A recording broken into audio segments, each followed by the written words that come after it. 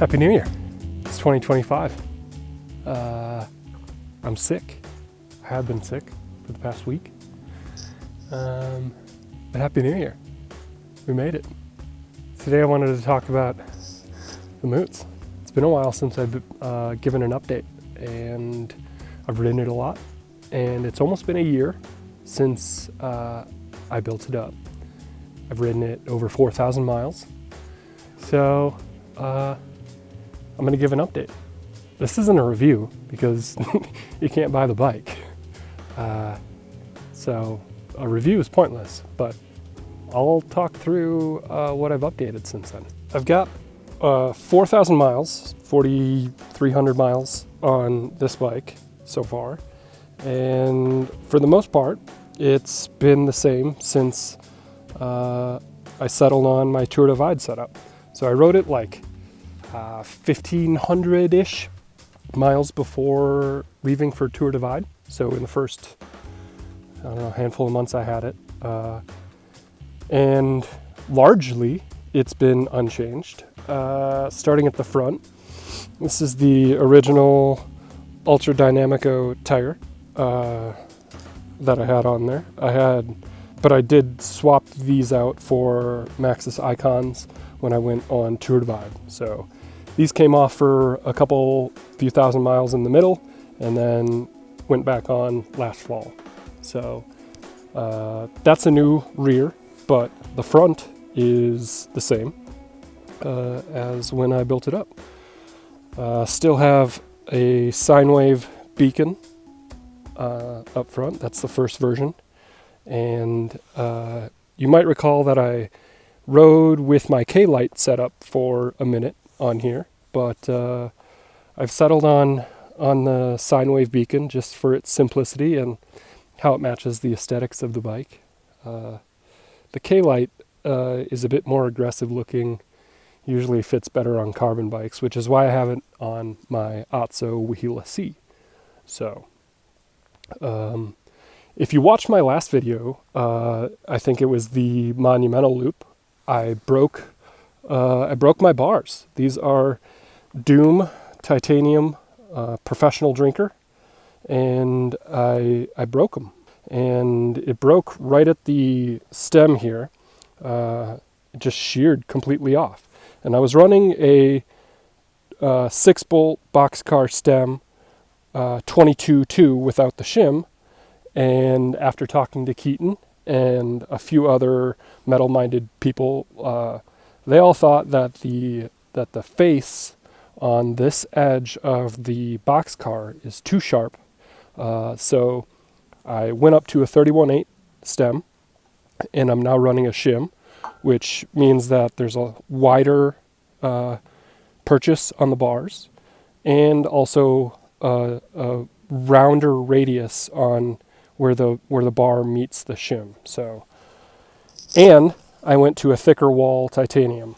All of that combined makes me feel confident that I won't have any issues. So these are 2 feed bags I have on there all the time. And the left one I typically do have food in. I have some Nerd Clusters in there right now. Shout out, Nerd Clusters. Nerd Clusters. Got addicted to these things on Tour Divide and haven't been able to break it. Spur Bell, Togs, Cane Creek, bar ends. In this one I keep a little, it says repair, but it's actually a Dyneema pack bag, just like a shoulder musette thing. So I can carry groceries and larger, bulkier things home, because I have been riding this to the grocery store quite a bit, actually, which is also why I have my wallet, but I have a auto lock in here all the time, because I do lock it up when I run into the grocery store or into a cafe. Beyond that, I have my 10,000 milliamp battery bank, and then I have a little flashlight. And then this is a Dynaplug. And these are some cables. This is a wall charger in there. And a 6-bit multi-tool. So that's what's in there. What else? Black Sheep titanium fork. These are king cage mini thing cages on both of the forks and on the bottom. On the bottom, I ran a wide foot leader cage for Tour Divide, which is great because it doesn't require a volet strap to actually strap the bottle in there. But for normal use, I like having the mini thing cage there. It's just a bit more minimal. And those are also tie. These are wolf tooth tie cages. This is a Silka Pocket Impero something. It's like 5 or 6 years old, and it has its quirks, but I know what the quirks are, and so I know how to make it work, and it's reliable, so I've just stuck with it. Recently, on my Matter, I put a wolf tooth pump on there, and that wolf tooth pump is amazing. I just have the smaller one, but it is so good. I recommend the wolf tooth pump if you're looking for one. Brooks C13 145 with Ritchie alloy post.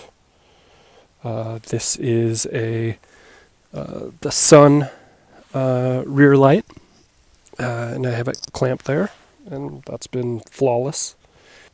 These are the waveform pedals from Wolf Tooth. I rode Tour Divide with clipless, and after my knee problems on Tour Divide, I've been running flats on everything and pretty much converted to Mr. Flats, except for on my gravel bike. Obviously, I'll still run clipless pedals on that. That's still the chain from Breckenridge when I changed it. That's still a 17 tooth cog. That's a 32 in the front, 3217, which I've found is like the perfect gearing for most of what I do. Actually, it allows me to pedal, and go 13 to 15 miles an hour without spinning out, but I can still climb with it. This is a rear pack that I have on there because it's cold. It's like 20 degrees out right now. So I have an extra puffy and extra gloves stowed away in there. So the thumbnail. The thumbnail is this bike, but with a basket. And I so wanted to make the basket work. I rode one ride with it and took it off. I didn't like the way it made the bike handle. I still want this thing to ride as a mountain bike. I want it to be capable. I want it to be, fun to ride. And that basket just added another flexy bit to the front.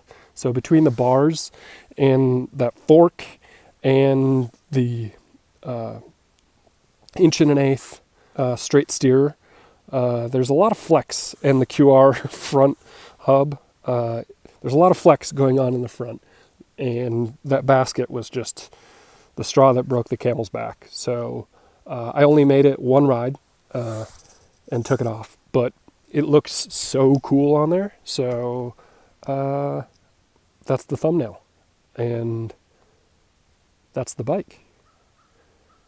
What else? Did I forget anything? Yeah, I think that's it. Like I said, not a review, because what would be the point in that? I suppose I could review each individual part, but I don't know. That doesn't even really make much sense otherwise, because if I didn't like it, it wouldn't be on here. So anything you see on the bike currently is something that I endorse, I like, I plan on keeping. So let's get home. It's cold.